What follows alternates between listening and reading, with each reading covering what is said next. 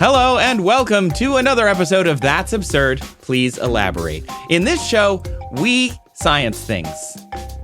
But not like literally though, because we're just really talking about this. We don't like go do the research, but we do research the research. Does that make sense? I think that makes sense, right? We science square them. We're more of like a derivative. Yeah, I was going to say like a derivative of this. We don't do the science, but we read the science. We're the slope of the science, tangent to the curve of the science. Perfect. Nailed it. The people who love calculus will think that's very funny. The 7 people in our audience will love it. I'm Trace Dominguez. I'm a science communicator, and every week we answer questions that you all send us, or foreshadowing that our guests provide, that we then try and go and find if there's any science research about it. If you want to send us a question, go down into the show notes. There's a form there. There's a phone number. There's an email. You can send it to us all sorts of different ways. And I'm here with 2 people who aren't me. Julian Huguet. Hi, Julian. Hi, Trace. Always good to see another person who isn't me. I'm also here with Dr. Ella Huber, or Ella Huber, PhD, depending on how you want to do it, from the co-host of the podcast. It's a science and comedy podcast, which sounds familiar. Let's Learn Everything. Hello. Hello. Thank you for having me. Thanks for being I'm on. Waving. You can't see it, but I'm waving. We edit socials. Maybe somebody will use this in a video. This is a terrible social video. It would be a pretty bad social video. That's why we don't make the socials. We have Sabrina make the socials. She's much better at it than we are. Sabrina, use that waving clip. I like it. As your boss, you have to do as I say. She doesn't. So anyway, this week we're going to answer 2 questions. One of them is about renewable energy, and another one is about pee. So this is going to be a fun episode. Julian, why don't you go first and tell us your question? Well, my question comes from let me see if I'm saying this right, Dr. Ella Huber, that's you. That's you, in fact. Wait, I'm here. That's you. That is, the doctor is here. Ella, what was your question for me that I had to look into? So my question, and I have to admit, it's actually a question from my husband. Because I had a different one and it was terrible. It was about black holes or something. And he came up with this and it was great. And the question, at least I think it's great. Let's see what the answer is first. The question is, wind turbines steal a little bit of energy from the wind, as it's going, as they're spinning. So how many wind turbines would it take to stop the wind? Oh. Yes. All of the wind. I didn't specify, but I'm guessing all of the wind in the entire world. Thank you, actually, Mr. Dr. Huber, for the question. I love how you're like, I had an intense, complex one, black hole related, and it was too smart for this show. So I needed somebody to come up with something dumb, and my husband came through. And I think in my relationship with my wife, I am also the dumb ideas guy. So I can relate, Mr. Dr. Huber. I do love this question, though. This question is literally a meme. Were you aware of that? No, he may have been, though. It's from 2015, so it's an older meme, but it checks out. Nice. Thank you. That's like a meme within a meme, though. That's like a double meme. It's like the derivative of the meme. That's the slope tangent to the line of You've already made that joke. You did that anyway. So it's a second order derivative of a joke.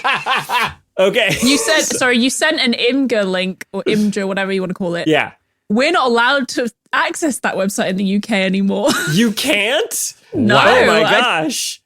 Okay. So I'll just take your word for it. I will describe it because it's not a very interesting meme. It's a picture of an older white gentleman, Representative Joe Barton from Texas. And it has it's purported to be a quote, but it's text on an image of a person's face, which is almost never a quote, as the internet has taught me. But anyway, it says, wind is a finite resource, and harnessing it would slow the winds down, which would cause the temperature to go up. Cool. Is it a finite resource? That's the thing, right? So this is a meme where a lot of people clown this guy because he was a representative from Texas from 1985 to 2019, which term limits is a whole different conversation we should have at some other date. But anyway, he made these statements in 2009 during a hearing on switching over to renewable resources to avoid climate change. And fact-checking websites would say that this meme is unfair, which, that's the first time that's ever happened. Because he is quoting an article from Dr. J. Apt of Carnegie Mellon University that does in fact say wind is a finite resource and that slowing down the wind could have consequences.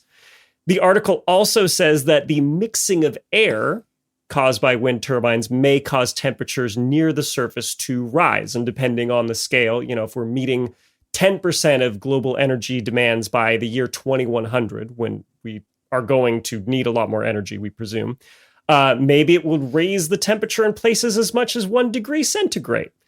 Obviously, all that doesn't fit on a little meme. But I'm going to be even more fair than the fact-checking websites and say that he's still getting this wrong, because in his testimony, he was like, well, we're trying to avoid global warming, but actually this science-y paper says that wind is going to cause more global warming. And it's like, that's not what it's saying. He's conflating a couple different things. Like the wind slowing down thought is separate in this article from the air mixing and causing temperatures rising thought, and he gets that mixed up. Sounds like he needed a science communicator to help him out. Yeah, sounds like science is nuanced. Now, honestly, reading the article, I can see how he got these things mixed up, because they are right next to each other, but they are separate thoughts. And it's not made clear. How next to each other are they? Is it like literally they're one sentence after the other?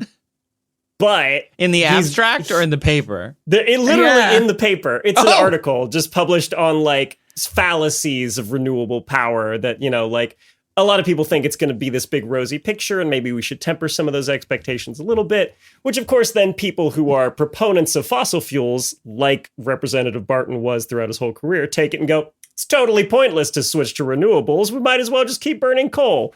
It sucks sometimes trying to communicate things with nuance. Yeah.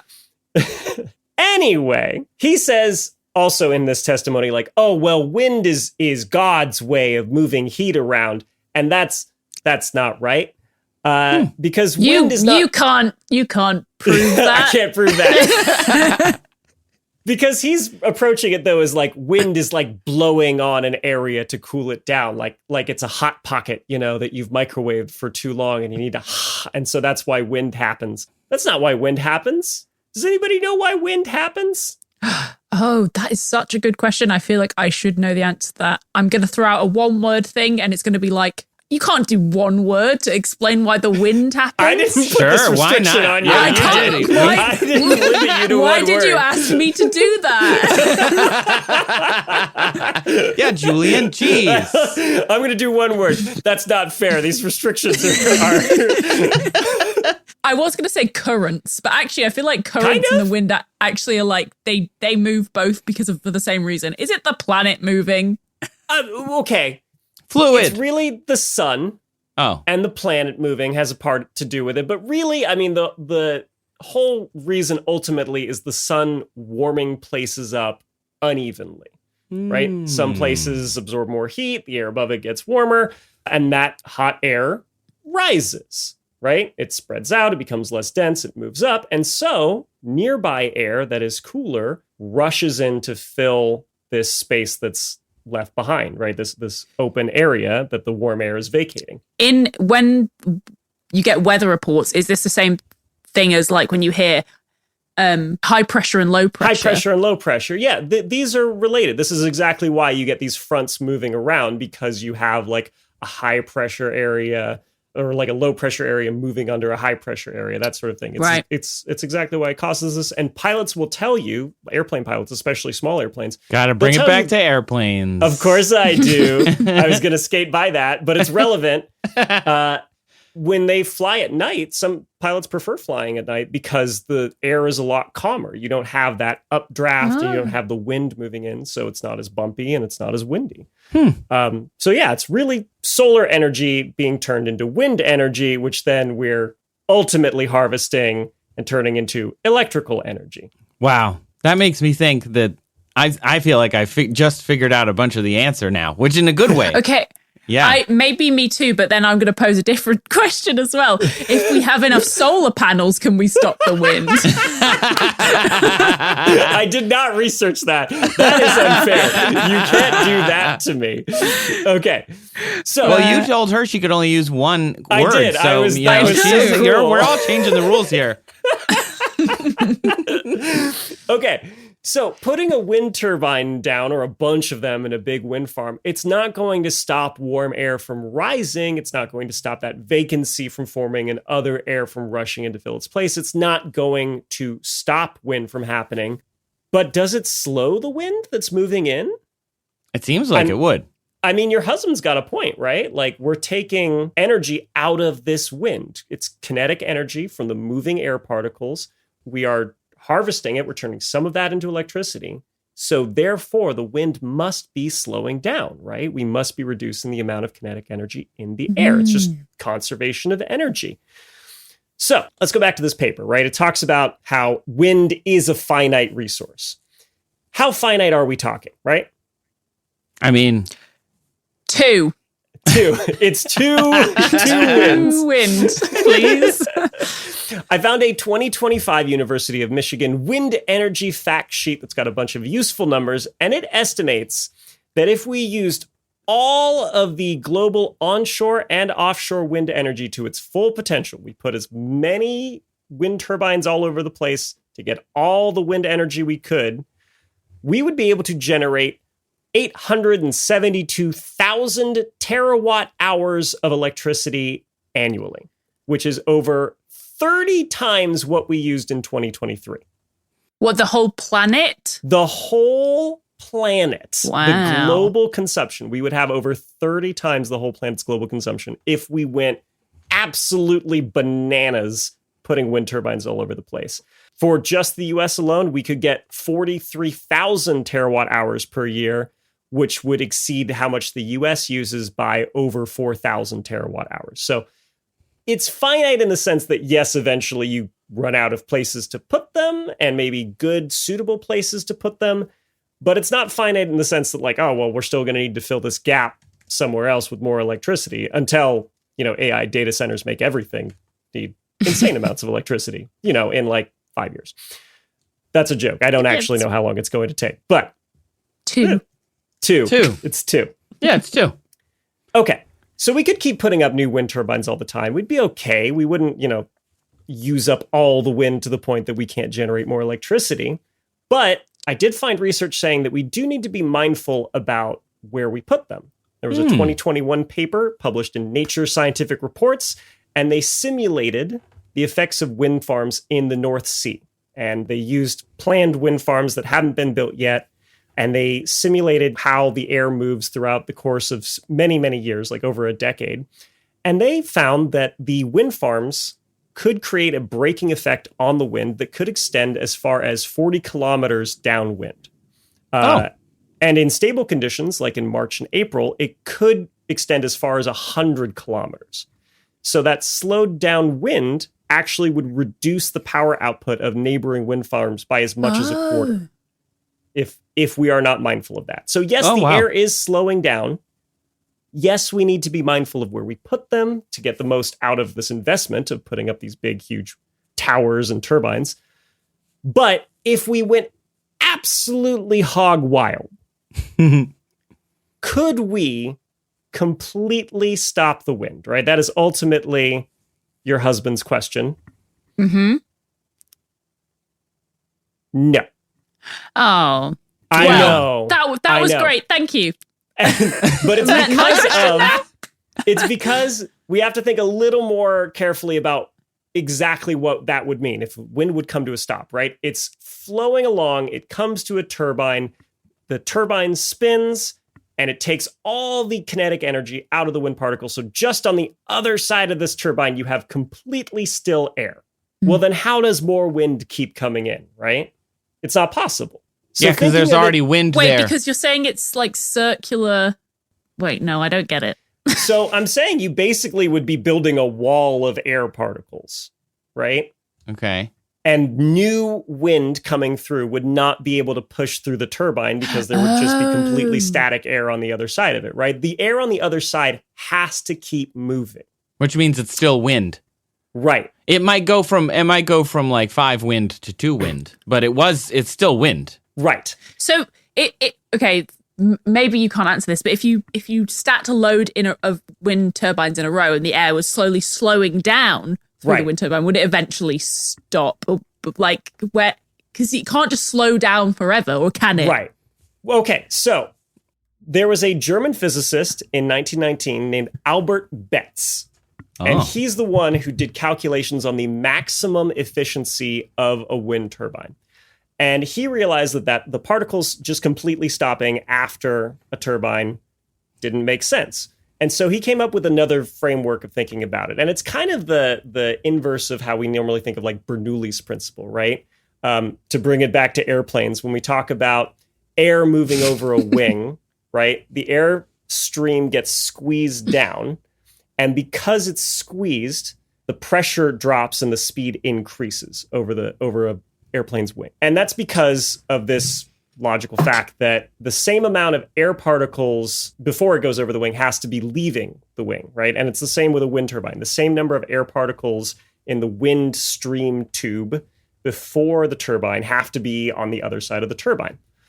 So if you think of it as like a tube of air coming at this turbine, if the same number of particles are on one side as they are on the other, but they're slowing down, then the diameter of the tube expands. So really what's happening is the air going through a turbine, it spreads out and slows down.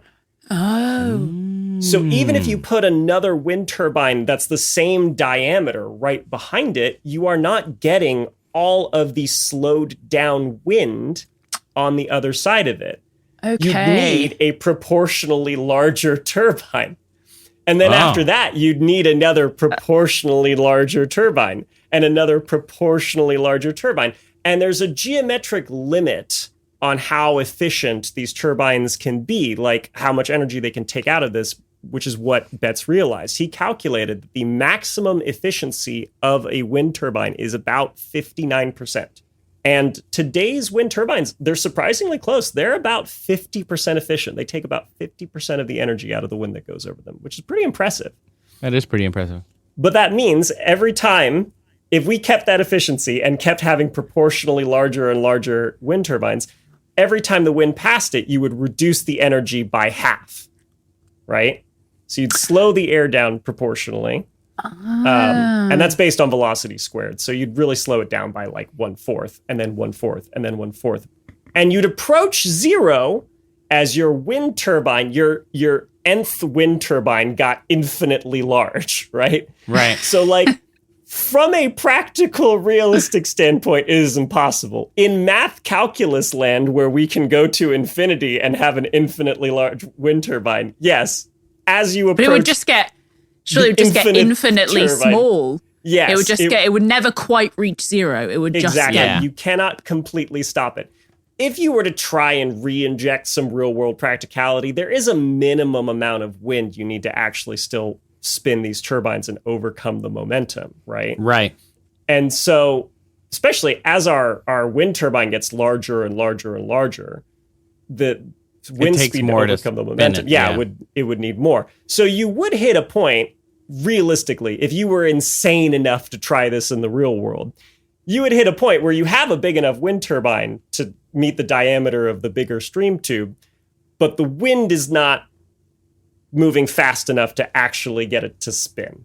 Now, yeah, that's what I was picturing, is sort of like, I mean, I didn't think of it as a progressively and ridiculously larger windmill each time, but I was just picturing like 10 windmills in a row, and the first one's kind of like going really fast, and by the last one, it's just like barely moving. Yeah. Because there's just not enough kinetic energy left in the wind for it to harvest that energy. It's not that there's no energy left, but like you said. But yeah, it makes sense that it would have to be larger and larger, and larger and larger. Like the dominoes, like dominoes. The moment of inertia would, keep increasing, and you wouldn't be able to spin it. So in the battle between windmills and wind is undefeated. You can't actually bring it to a complete stop. I mean, that's great to know.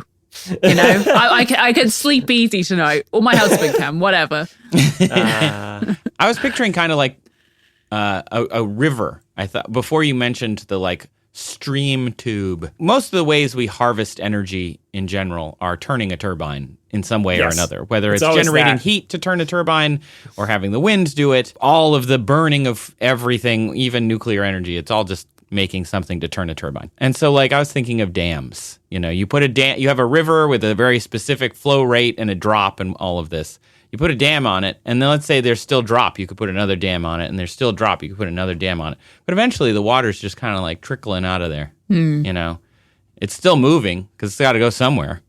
It turns into a lake or something, you know, whatever it is. It's still there. It's still going. Yeah. There's still energy in it. We just can't use it. I work in science journalism as my day job. And sometimes we'll get like press releases that are like, ooh, new form of renewable energy is being developed. And every time you look at it and it's just another thing turning a turbine, everyone just goes, oh, well, that's boring. That's all we came up with. Everything. It's like, I don't know if you know the Scooby-Doo meme where it's like, let's see who you really are. And like they take the mask off the ghost and it's just... Old man turbine. Yeah. Every time. It's just old man windmill yet again. New source of energy. It's a turbine. It's a turbine. Photovoltaics, though, solar panels that you brought up. The only one I can think of that's not just straight taking energy from the sun and turning it into moving electrons without like cranking some magnets inside a coil of copper wire. Yeah. Yeah. Have you been to the I don't know, I've never said it out loud. Gorgano? There's no way that's right. San Gorgonio Pass. It's in between Los Angeles and like Palm Springs by Cabazon, where the dinosaurs are. Oh, the San Gorgonio. Yeah. We all call him Sango over here. Do you? Yeah. Well, that's a windmill farm that is mind-blowing if you are near a Google machine and want to Google it. There's literally like hundreds and hundreds and hundreds of them. It was a wind farm built because they're like, oh, this is one of the best places in the country to build a wind farm. We're going to try out some designs for different windmills. And so as you drive through it, there's like just the regular, you know, interstate that drives through that valley on your way to wherever you're going. Mm-hmm. You just pass these windmills that some of them look ancient. You know, they're not literally, probably from like the mid 20th century, but it's like they were testing out small ones and then they get bigger and they change the like kind of shapes of some of the things until you get to these modern windmills that just tower above these tiny little ones that look like mini Eiffel Towers with like a little propeller on the top. And you can go and find interactive maps of all of the different plots and all of the different windmills. And that pass, all of those windmills are turning. You know, it's windy enough in this one pass that on a windy day, they're all moving. Yeah. Which is pretty awesome. This makes sense. So I recently took like an aircraft navigation class. And I'm in SoCal, and so there's a lot of places here where wind power is ideal because you've got like the Mojave Desert that's getting warmed up and all that air is coming out of it.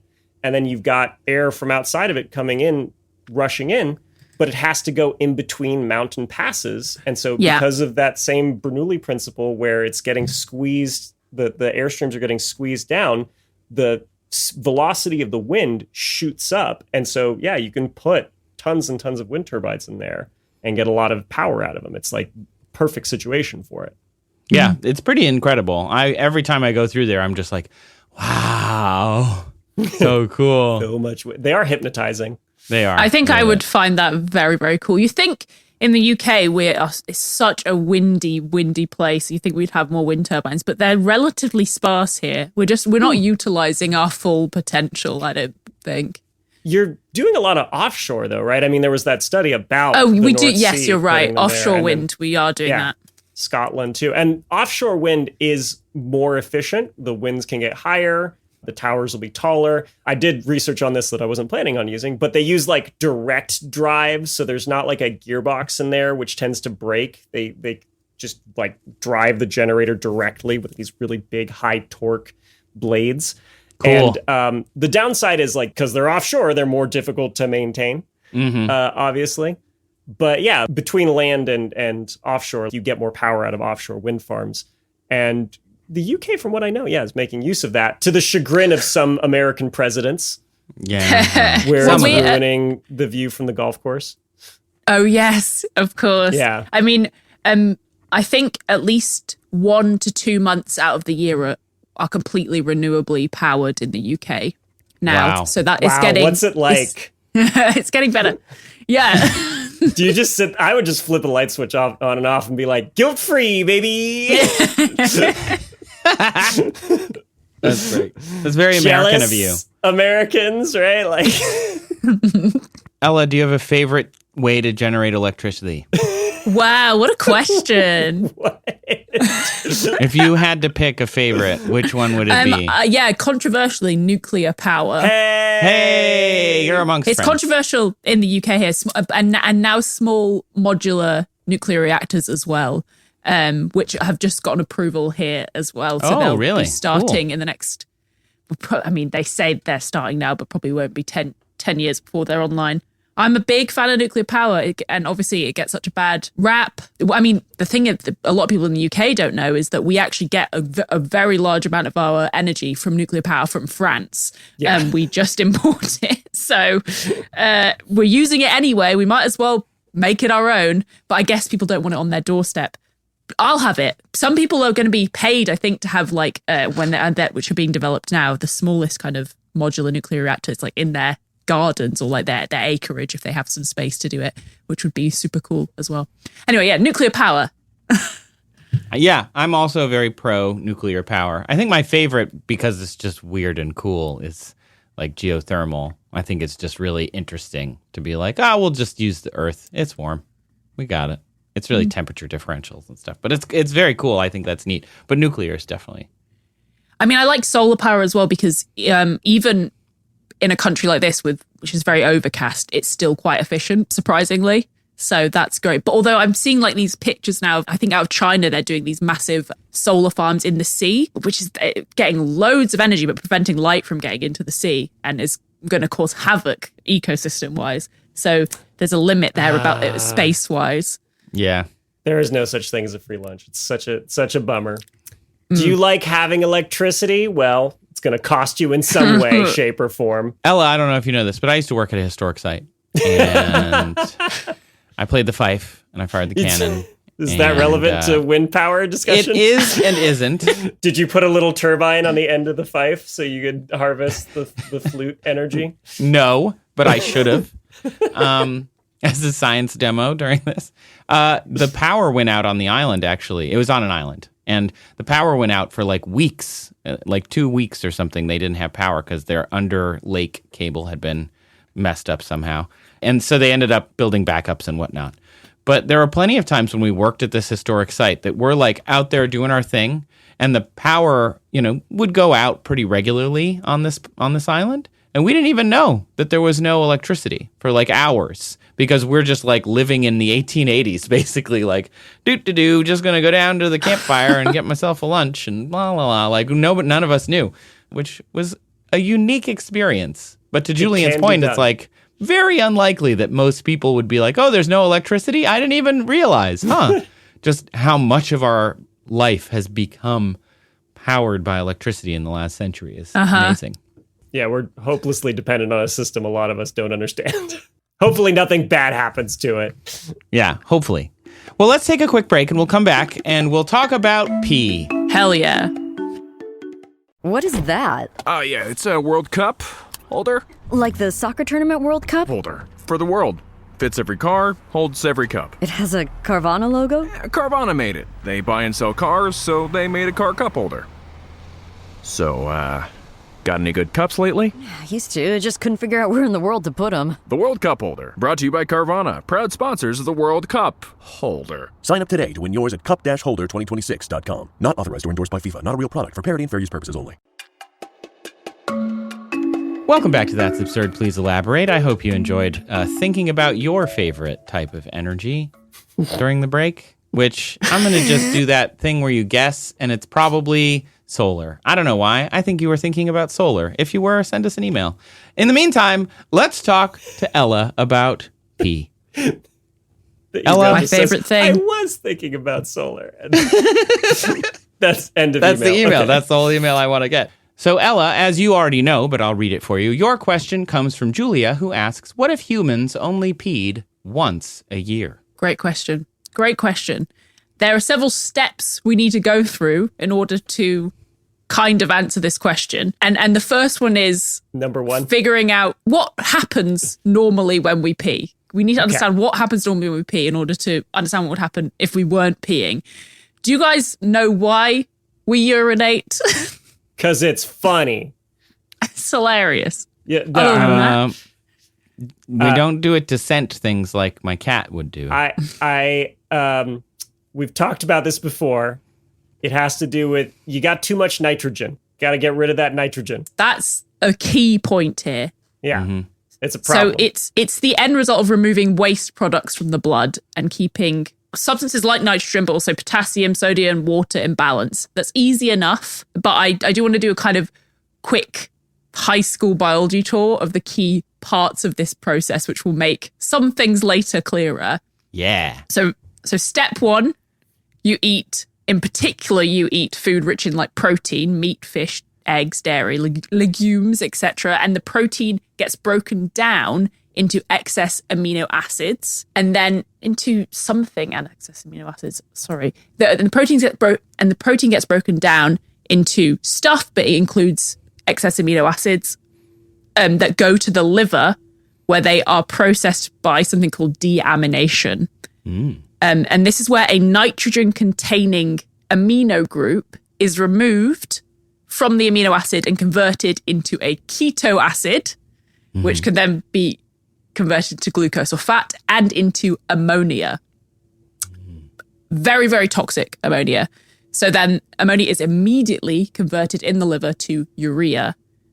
Urea leaves the liver via the blood, and it's less toxic than ammonia, but it's still quite toxic. So then it goes to the kidneys and it's filtered out of the blood along with excess water and salt and hormones and drugs and anything else you've got in your blood that you shouldn't have there. That's urine. Okay? Your kidneys filter about 113 to 141 litres of blood every day, and that makes around 1 to 2 litres of urine. Sorry, I don't have that in imperial units. That's fine. It's all right. Figure it out. 170 quarts. I just wanted to switch to quarts because our units don't matter. It's close. I mean, 148 it's quarts. like 3.8 liters to the gallon and 4 quarts to a gallon. So it's pretty close. It's a one, Yeah, it's a one to one. Sure. 37 gallons. I genuinely have no idea. So Great. I love how she said that disdainfully, like, don't know, and I don't care. and I won't figure it out. Sorry. This has no bearing on my life over here in the UK. I love that. I'm envious of it. I mock it, but we use a mix of imperial and metric in a way that makes absolutely no sense. So Yeah. whatever. You use Yeah. stone, which I'm still like. We I'm do. When I was living in the UK, somebody was like, "Oh yeah, I like dropped a stone over the last few months," and I was like, "I don't. Why did you drop it? I don't like in your garden. I don't understand where you dropped it." It took me a while. It's really hard. I have no idea how much I weigh because I'm constantly trying to convert between 3 different things. Whatever. Anyway, so you've got your urine. It travels down your ureter into your bladder, and your bladder is a stretchy sac which can expand, but only to a point. So a normal adult bladder can hold around 500 milliliters of urine before it's full, and then it takes about 9 to 10 hours to get to that point. It can be faster, depends how fast you're drinking. Then you pee. Yeah. But what happens if you don't pee? Oh. Any have guesses? to- You just you have to- don't pee. You wiggle a lot. That's what I you remember. do the pee dance. Things start to hurt. It Yeah. gets really uncomfortable, and then you just pee anyway. And Pretty you much. pee, or there's two things that can happen. Either it comes out the way that like the body's kind of set up for it to come out, or it comes out not Your how eyes. the body is designed. You weep urine. No, like your bladder explodes, right? Does it explode? Many people believe that. Right? I've read Roman history. I know about Caligula. Didn't Tycho Brahe have that problem too? Yeah, Tycho Brahe died of not peeing. One of our favorite astronomers. You can die of not peeing, but probably not because your bladder exploded. Okay. Let's get the kind of boring, realistic stuff out of the way here. If you hold your pee, I'm sorry, but this is a PSA. You need to know this. PSA. If you hold your pee, it can cause bacteria to grow in your bladder and lead to infections. It can overstretch your bladder muscles so they weaken and you get incontinence. Urine can back up into your kidneys and cause pain, infections, damage your kidneys, and you can get bladder stones. Don't hold your pee, kids. Like, really don't. Yeah. Let it out, The appropriate at location. An appropriate facility. Yeah. Yeah, an appropriate location. Just anywhere. Anywhere. Tell them a doctor told you. Yeah, do it. Not the medical one, but whatever. She's got a doctorate. Still counts. The good news is the bladder is actually very, very strong. So it probably won't explode, despite what The Simpsons has taught us. Eventually, you would probably just pee yourself. Unless there was some other problem, like trauma to the bladder, or like a blockage or narrowing of the urethra. There have been cases of people's bladders rupturing in those instances, but it's very, very rare. So you probably don't have to worry about that. You're much more likely to get a bladder infection and piss yourself. Just in general. Yeah. Yeah. And certainly there is no holding it in for a year. You would die before then. Eesh. But let's say we did have the capacity to only pee once a year. To understand what that would look like in humans, we need to look at animals that can go a long time without peeing or don't pee at all. What? So yeah, the first animals I looked at for this were birds. Oh, yeah. Because birds don't pee. They have a whole different system to us. First of all, they don't have a bladder at all. Apart from ostriches, they have bladders. Interesting. It's because they're flightless, so this will all make sense. Have you seen an ostrich pee? Did you, in the course of your research, come across like a video or something? No, that I just saw that in my personal time.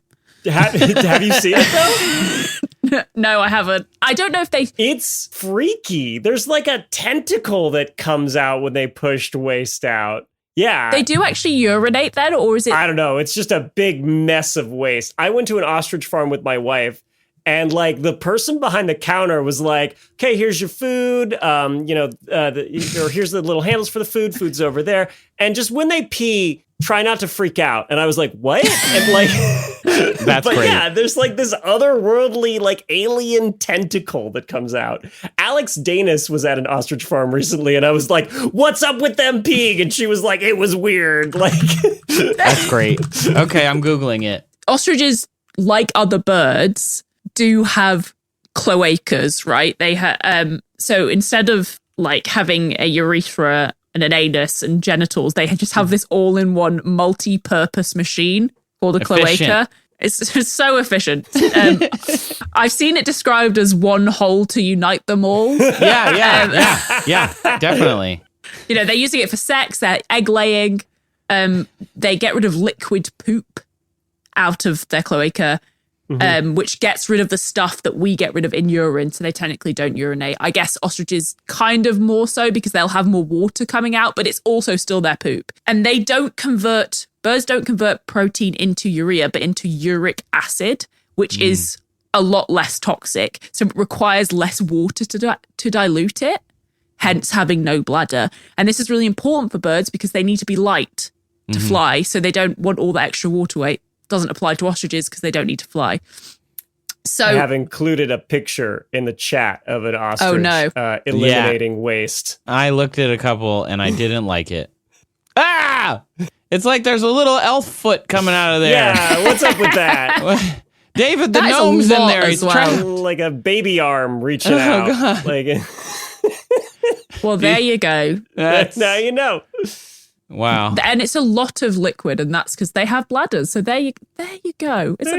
I learned something. I would recommend anyone looking up that image right now. It'll go on our socials. It'll be the waving video.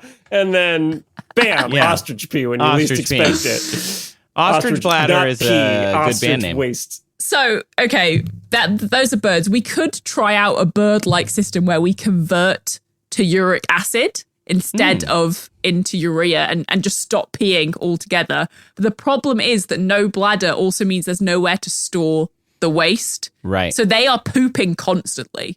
And this Yeah. is the complete opposite of what we want in this situation. We want to hold it for a year. And I don't know about you guys, but I don't want a cloaca, especially after looking at that picture of the ostrich. I think as a man, a cloaca would solve a lot of my self-inflicted problems. I think. Can you know what I mean? If we all You had know, the same stuff, that might Julian- unite us more. Yeah. Julian, say more. Say more I about think that, my Julian. life. I think I would get in less trouble if I had just a cloaca. You know, Do you get in trouble a lot because you don't have a cloaca? we'll never Every know. day. There's no Every way day. to compare. Wow. I mean, move I on do from like this the thought. idea that it's like a one sphincter to rule them all, you know, Yeah. kind of situation. It's pretty great. But unfortunately, that's not happening in this scenario. Darn it. So really, we need to be looking at other mammals' urine storing capacity as they have similar systems to us, right? And all mammals that I can tell pee. And actually, there was a paper from 2013 titled Law of Urination. All mammals empty their bladders over the same duration, which found that almost all mammals weighing more than 1 kilogram take an average of 21 seconds to empty their bladder. Yeah, we've brought this up on the pod before. It's in the best way. It's amazing. It's one of my favorite fun facts. Such a great one. And when I was researching for this topic, I was timing myself and my husband peeing. Yeah, I did too. As soon as I read this paper, I was like, got to time everybody. Everybody get out here. Let's go. He's such an important part of this episode. He contributed so much without even know. knowing. I love it. Was he aware you were timing him, or you were just like outside No. the bathroom with a stopwatch? Like, No, like he a was not lunatic? aware. And if you're listening to this, you take longer than average. Oh, wow. Is that good? Good for. Does it come with some sort of prize? Maybe he's holding it for too long, so that's not good. This is not relevant to the question at all. I just like it. Sure. But moving on, if you had to guess what mammal we could look to for holding pee for a long time, what would it be? Something that hibernates. I was going to say like a bear. yeah. But do they hold it? I mean, hibernation isn't really sleep, you know. What is it? Yeah. Do they get Do up they- in the they middle of the winter kinda and get go up and pee? outside and relieve themselves real quick? I would and think then- so. I was hoping for more But, like, sleepwalking? exciting answers, but you guys Oh, were okay. right. You're right. Dang it. Oh, Back up. giraffes. Because Yeah. they're tall. Ostriches the pee again. that fills up their necks. Yeah, it goes up the neck and then it kind of comes back out. Elephants, because they're big. They don't need to Large, worry yeah. about how much weight they're carrying. Let's just throw a big bladder in there. Camels. You're right. Leave it. You're right. We're going to look at brown bears here specifically. And it's because they hibernate for 5 to 6 months out of the year. And in that time, you're right, it's not sleep. It's what do they call it? Torpor. But they do not eat, drink, poop, or pee at all during that time. Oh. Their kidneys effectively shut down during hibernation. And to prevent a toxic buildup of urea while their kidneys aren't working, they recycle it instead. Recycle it into what? Here's what happens. Their microbes break down the urea and harvest nitrogen from it. So the nitrogen is used to make proteins that they use largely in skeletal muscle to maintain muscle mass while they're in hibernation. Genius. Oh Yeah, my it's great. gosh. That's so cool. Honestly, I did not know this. This I'm is wondering amazing. if that has like medical uses for people that are like laid up in bed for years, you know? Like, Yeah, maybe some gut, like you could do some kind of fecal transplant from a bear to a human and get the microbes in. That would be I have Talk about the scat man. worst superhero origin story of all time. He was in a coma and then he had bear feces put in his intestine. And now he's the scat man. The power of a bear when he's not sleepy. actually, I suppose the microbes, it wouldn't be in their guts. I'm not sure where these microbes are actually. Something to look up if you're listening. Yeah. Maybe in the bottom. Other bears and hibernating mammals also do this. So like hibernating ground squirrels do this as well, but they're not as hench. This kind of nitrogen recycling is like the closest thing I could figure out that maybe a human could do to not pee for an extended period of time. But bears are able to do this because they hibernate. So they're not taking on any new nitrogen containing food, which is going to increase that urea load during that time. Mm-hmm. I mean, I guess in theory we could hibernate for an entire year, but I feels like that's against the spirit of the question. Yeah. How do you not be? Just sleep the whole year through. Just for a year. Yeah. So let's say we don't hibernate.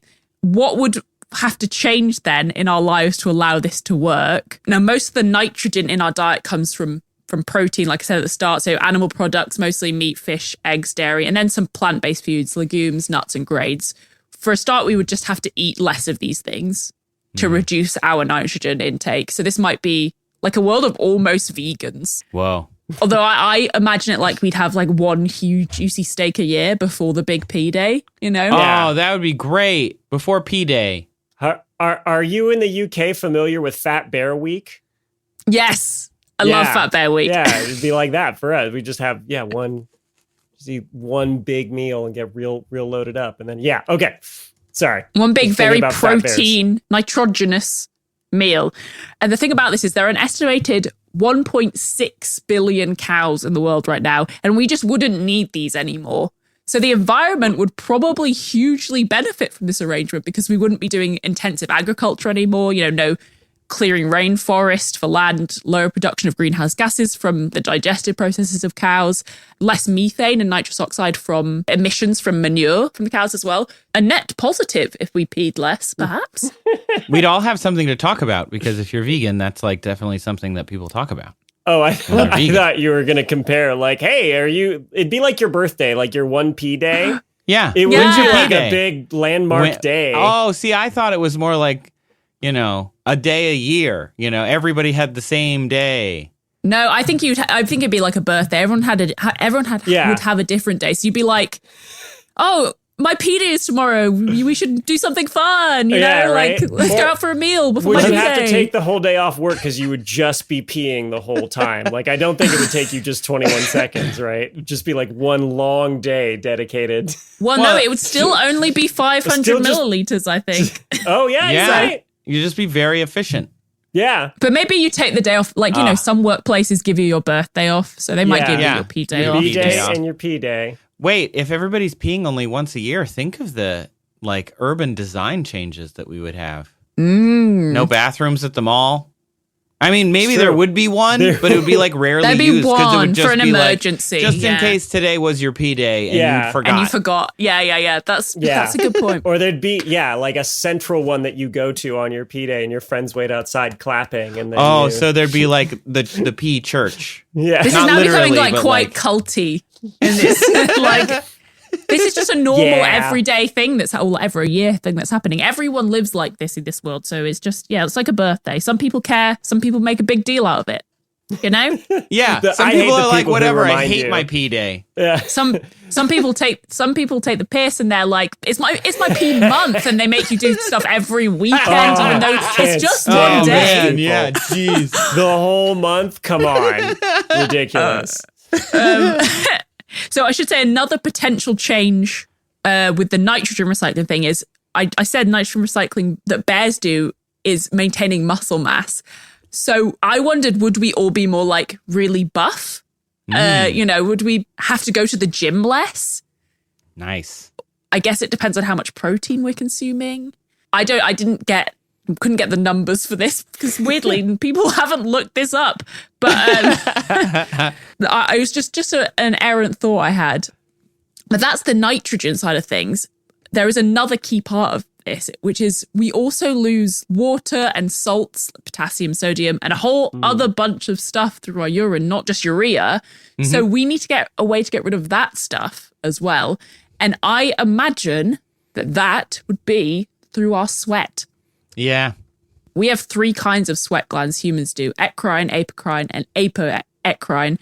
And 2 of those, eccrine and apoecrine glands, secrete mostly water, a little bit of salt as well. And the apocrine glands lose mostly proteins and lipids, as well as sugars and a little bit of ammonia as well. So we could, in theory, get rid of all this stuff through our sweat. But we would probably need to be very, very sweaty. Like, we would be wet all of the time.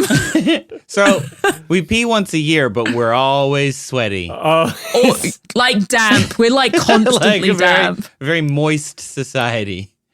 I feel like this would fundamentally change societal norms. Yeah. Like what we wear to accommodate that, beauty standards. Like, is it better to be sweatier? Is it like, you know, that means you're really hydrated and Everybody be healthy? glowing all the time. yeah. Real shiny and No. slick. we'd be dripping. Wet. Like the amount Yeah. of, if you're thinking you're Just- getting rid of 500, well, 1 to 2 liters of urine a day, are we now getting rid of that much through our sweat? That's Wow. intense. That is a lot. The volleyball scene from Top Gun all the time. Honestly, hot, down, Yeah. into it. Probably have to drink a lot more, though, than to keep up with all the fluids we're losing through the sweat. Well, isn't the idea Well, that no, no, 'cause we don't have to drink You a wouldn't lot be more? losing It's it just through. You'd be losing the same amount. It's still moving I guess the same so, amount. yeah. You just need a ridiculously large windmill to catch the amount of sweat that you're losing. And they just need to get bigger and bigger. Yeah. As Power that. Well, it'd be like a water wheel thing coming off of you. More like it. Yeah. Okay. Wow. So we'd be sweatier. We'd have a pee holiday every year. Yeah, we'd be potentially stronger. There would Maybe we'd buffer. Maybe buffer. We'd eat less meat. Man, this sounds like this sounds like you're just living in Marin County. I don't know. I don't understand. This is it's kind of Local like joke. it's kind of like the monkey's paw. Like, Yeah. I only want to pee once a year. Okay, but then you immediately just start dripping with sweat. It's like, what? Or the monkey's paw just kills you on January 1st. Like, you pee on the first day, and then you're dead. And then you've only and peed you once that year. Actually, that's better. I think that's more monkey's paw. Wow.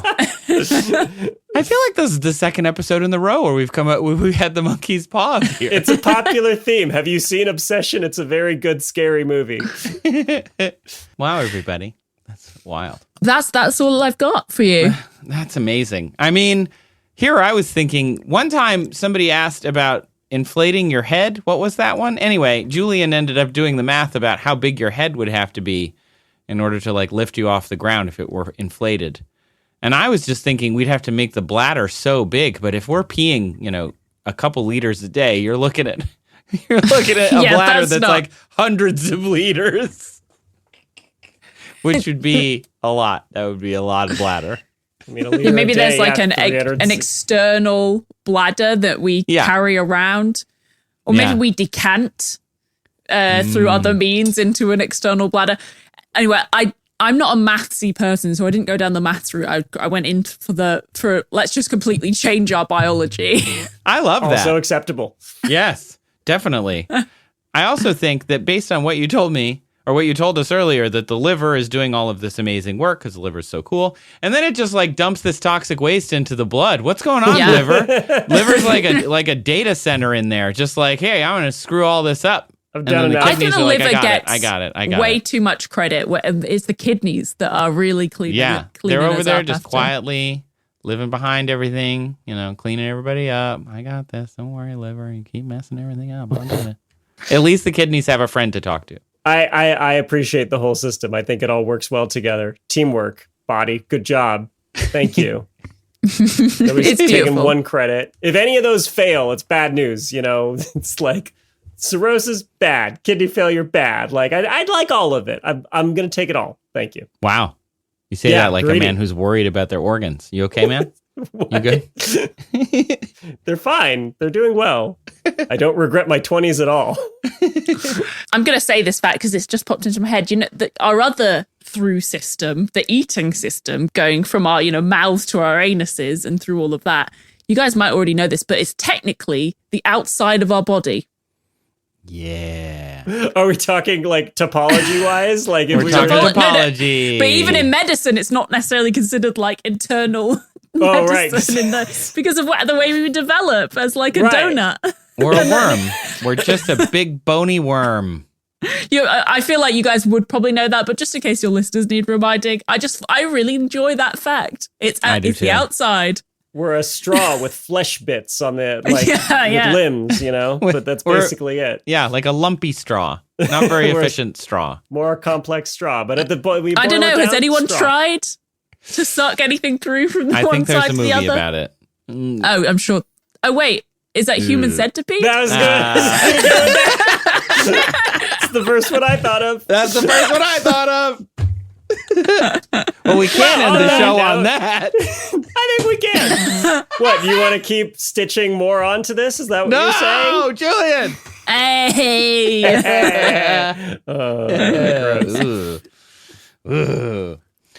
Well, wow. What an end to another episode of That's Absurd. Please elaborate. Thank you for listening. Everyone, if you want to go and find more of Ella Hubbard, where can they find you, Dr. Ella Hubbard? You can find me on Let's Learn Everything, which is a podcast, and you can be found, I assume, where you're listening to this. Makes sense. Yeah. We'll put a link to it. Halfway there, listener. Yeah. Or go to letslearneverything.com, and that everything is there, the socials, the podcast. We're doing a live show. Really? Yeah, in October. So there are tickets for that as well if you end up listening to the podcast and liking it. That's awesome. So for the London-based listeners. Yeah, in London on the 13th of October. We've actually almost sold out, but we might do a second date. So let's see. Wow, congrats. That's amazing. Fun. Well, and then thanks to you, the listener, for listening to this episode of That's Absurd. Please elaborate. The show was created and written and produced by Julian Huguet. And by Trace Dominguez. And in this case, this episode by Ella Hubbard. Today's show was produced and edited by the wonderful, and I feel like he could hold his pee for a year, but he wouldn't, because he'd know better. But he's modest. Yeah. Kyle Sisk, our editor. He wouldn't want to brag, Wouldn't want to rub it in. He already holds his pee for a year, but you would never know. He doesn't. Have you ever seen him go to the bathroom? Nope. No one I keep has. asking, but he won't let me. This show was associate produced by Sabrina Capello, and our music is thanks to Epidemic Sound. Thank you to listeners who submitted questions featured in this episode, and that would be Ella, of course, and also Julia. If you want to submit a question, look for the form in the show notes. You can email us at hello@that'sabsurdshow.com, visit our website, that'sabsurdshow.com/ask. Call 302-TAPE-SHOW, leave us a voicemail. We couldn't do this show without your silly questions, so thank you so much to everyone who has submitted them. We have so many questions. We are overwhelmed by your amazing brains. So thank you for that. Don't hold them in, or it'll cause your brain to burst, which I can't believe the bladder bursting is not a real thing. That's like the most gobsmacked takeaway I have from this episode. Yeah, same. Thank you to our absurd administrators over on our Patreon and all our patrons. Our absurd administrators are Adam, Les, Austin, Jonathan, Dan, Sabrina, Balky, Hannah, Apothecarian, Christina, Atomic Straw, Brian, Shane, Metric Ton of Batcat, Puchu, and Connor. No new bingo winners since last bingo winners were read. Thank you to all our patrons for supporting the show and letting us do fun, silly things like the occasional live show or traveling to go and meet more people like we will at Open Sauce in July up in the Bay Area in San Francisco. Ooh. Yeah, it'll be fun. We'll get to meet other people. We're not doing a show there, but we'll be cruising. So if you're in the Bay Area and want to say hi and meet other cool, nerdy creators and makers of things, come to Open Sauce. It'll be fun. Cruising for a schmoozin'. That's a thing, right? Anyway. It is now. Sure. Leave us a review wherever you're listening. If you want to see clips from the show, you can find them on Instagram, TikTok, or YouTube at That's Absurd Show. And of course, a special thanks to those who listen on Nebula, because just by listening, you're supporting the show. If you want to join Nebula, go to go.nebula.tv/That's Absurd Show and join, and we will get credit for that, and it will support the show directly. And you get to try it for a whole year, which is pretty awesome. Well, Ella, as a big fan of the show, I know you know what we always say at the end of every episode. Join us next time, where we will learn about everything. That's my favorite. Just join us next time. It's great. That's how we end Let's Learn Everything. I love it. I think join us next time is perfect. It is perfect. As we say. It's excellent. Join us next time. Hope you had You're fun. mucking out. That's how we end Let's Learn Everything. Well, we say, so where we will learn about everything. So, And it applies here. It does. It does. true. We learn maybe more than you ever wanted to know. More than most people would even think to know. About some weird... Thanks for listening, everybody. We'll see you next time on That's Absurd. Please elaborate.